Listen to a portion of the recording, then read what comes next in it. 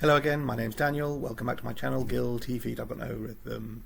Today we're going to do another round of Mismatch, where I look at two sets of books by an author, or two different authors. One set which matches, matching editions, and the other one which doesn't. So the first one I'm going to look at today, this is the Mismatch books in translation edition. So the first set of books I think have been fairly well covered here, and it is the Neapolitan novels by Ferrante. And this is the first one, My Brilliant Friend.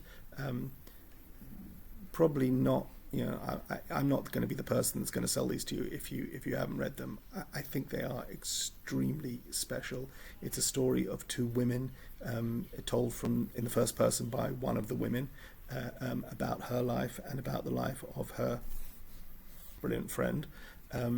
It is at least among my reading experience, an almost uniquely female perspective on friendship, on life, on growing old, on marriage, on career, on any number of things. They're just an outstanding set of books.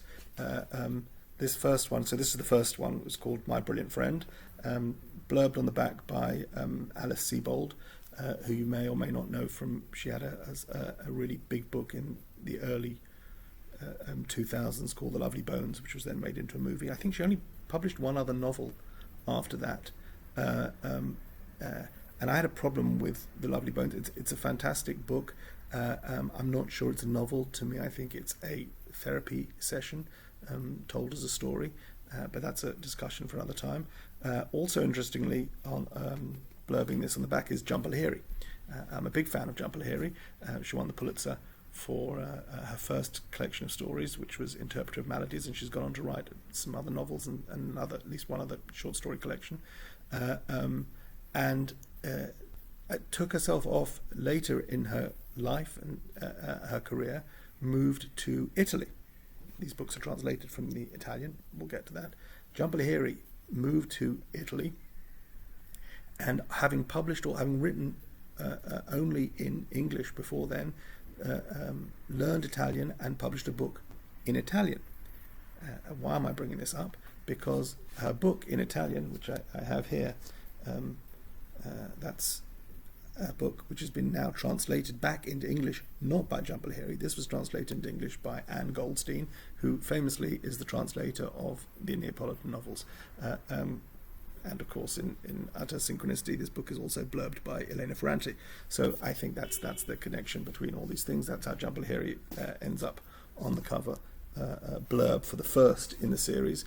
Anne Goldstein I'm not generally familiar with the names of translators, to my shame. Anne Goldstein's name is stuck in my head.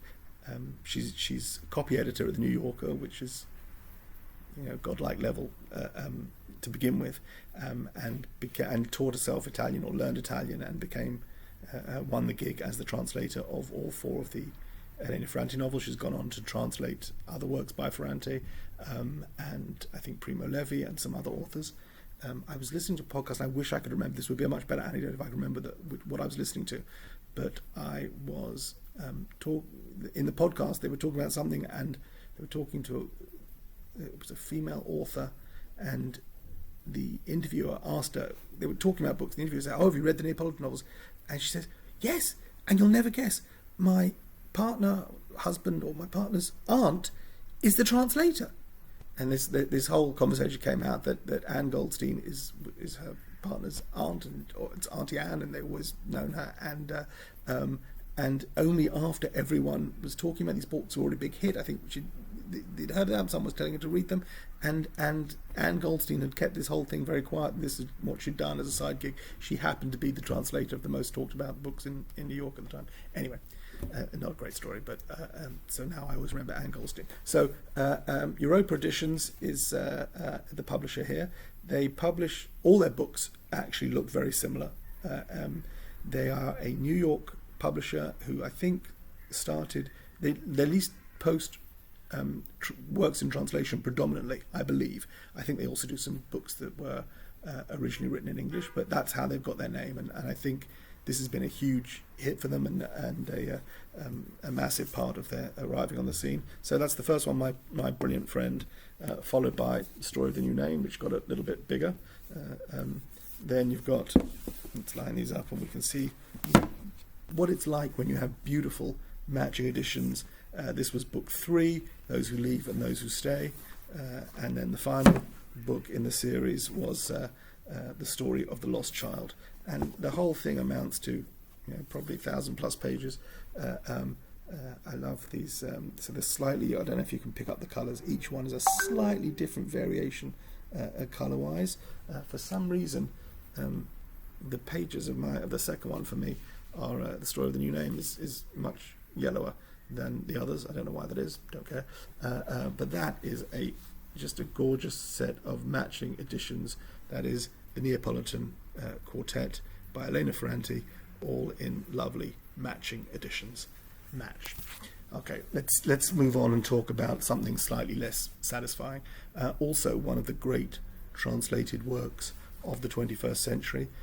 I remember people started talking about this while they were being translated. So this were originally all published in Norwegian. They were all available in Norwegian. They were published in fairly quick succession in Norway. The author, just a prolific writer, and an ability to turn out massive amounts of pages and writing. And I'm talking, of course, about Karl Ove Knausgaard's My Struggle. What's the word for a series with 6 books in it? A sexology? No, I don't think that's appropriate. Hexology? Hexology? A sextet. There are 6 books in the series, of which this is the first. And when I got to this, I think this is the first. This was out, and then they were all out in Norwegian. They were being translated as the hype was building. So the first one comes out. I think Zadie Smith had been raving about it somewhere, which pushed me, and then other people. I'd heard lots about it, and I must have bought this, I believe, from Book Depository, and I got this US edition. So this is from FSG, and it's got a dollar amount on the back, and I thought this was kind of sort of quite nice, nice big font. The first volume of the 6 books is only 400+ pages, and I was very happy with this. I understand that it's not for everyone, but it is absolutely for me. There is a level of minute detail. It's a memoir. It's not, or is it a novel? Is it whatever? It's him writing in the first person about his experience. So he's in every scene because it's all him. It's not. We don't go into anyone else's head. It's not novelistic in that respect, but it is a story. A story of his life that jumps backwards and forwards over the 6 volumes, jumps backwards and forwards in time. So I'm not making a very good explanation of this. This first volume deals with the death of his father. A father with whom he's been not estranged exactly, but not in close contact with for a number of years. His father had a drinking problem, had separated himself away from Karl Over's mother, and was living a vaguely reclusive life at the time. And in this story, Karl Over and his brother have to go, and they find their father's body, and the body is taken away, and they arrange for the burial, and they have to clear out the house, and you get the most minute detail, which some people find extraordinarily or you find impossible to buy into, because you have a level of detail. For example, he may be sitting on a bus and it's raining outside, and he describes in with utmost specificity the passage of a droplet of rain that he's staring out the window, and he watches it come down the window and take a direction, and to the point where it becomes almost banal, the precision and the as I say, absolute specificity of a particular event, which nobody could possibly remember that and tell it. Entire conversations are relayed,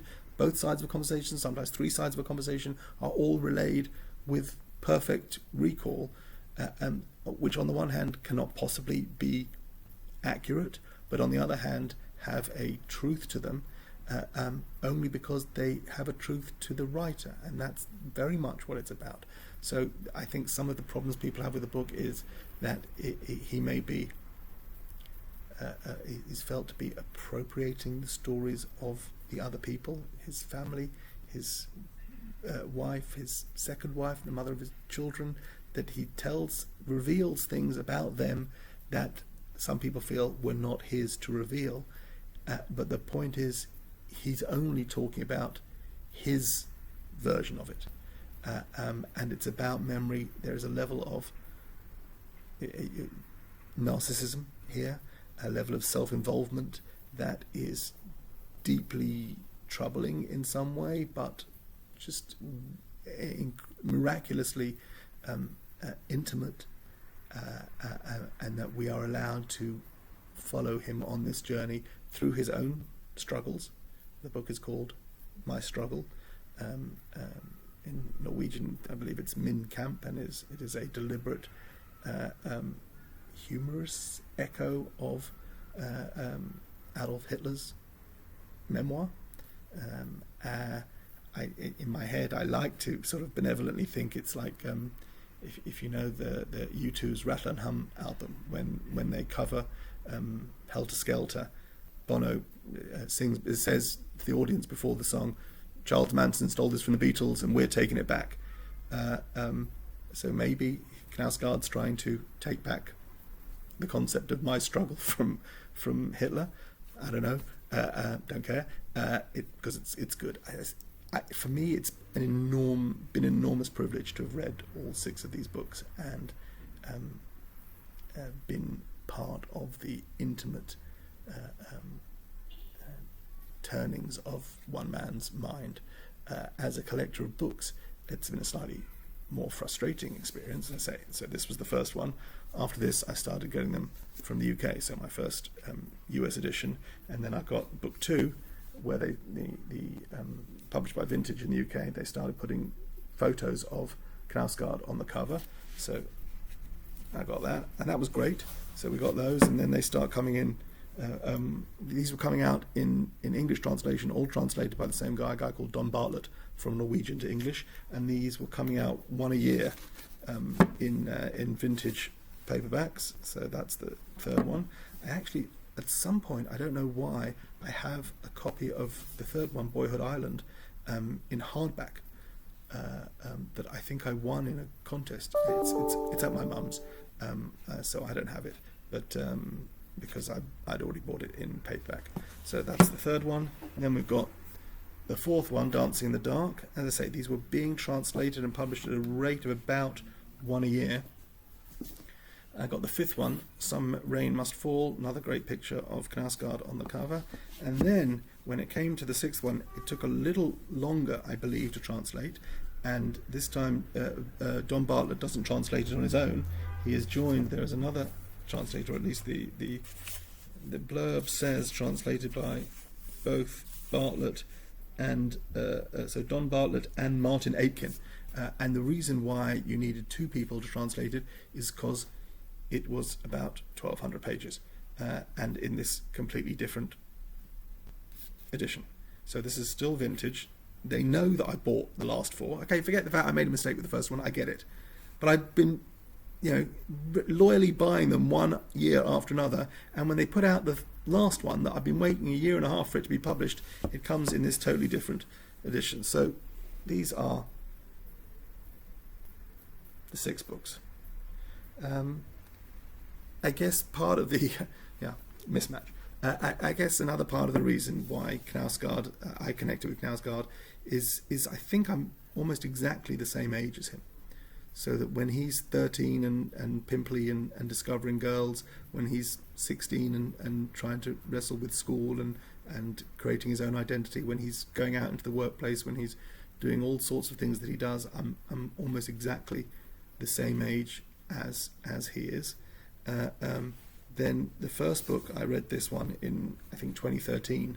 As I say, this one is about his father dying, and we go backwards in time. So after that happens in his life, we then go back to his childhood, and then we jump forward in time and come back to visit his father, and the last book is very much about him and his wife, and as he becomes a father and bringing up his kids. So I read the first one in 2013. By the time I came to read the second one, my father had died. So these books, the rest of the series, came as I was going through that sort of memory and grief, and it's very much part of the story that he's telling. I get they're not for everyone. I found them tremendously moving and very much enjoyed my time with them, even those 400 pages of the last volume, which were all about Hitler. Still good. Recommend them, but this is a very much mismatched set. And that is Mismatch for today. Thank you for watching. Take care.